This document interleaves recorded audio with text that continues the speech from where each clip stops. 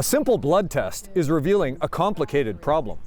Health workers with the Battlefords Agency Tribal Council recently compiled data on infectious disease in their communities. They say one statistic shocked them. The number of cases of syphilis has more than tripled in the past few years.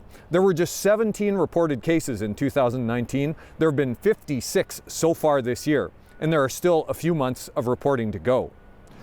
These cases come from just 6 First Nations communities in the Battlefords region and don't include the thousands of members living off reserve in North Battleford, Saskatoon, and other communities.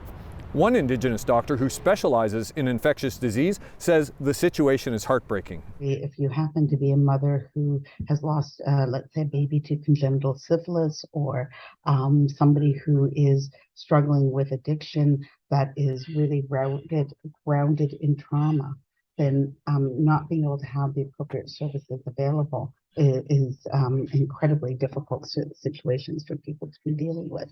And yet much of this could have been prevented. Dr. Alexandra King says a lack of education and addiction can lead to unsafe behavior, and that inadequate services can make it worse.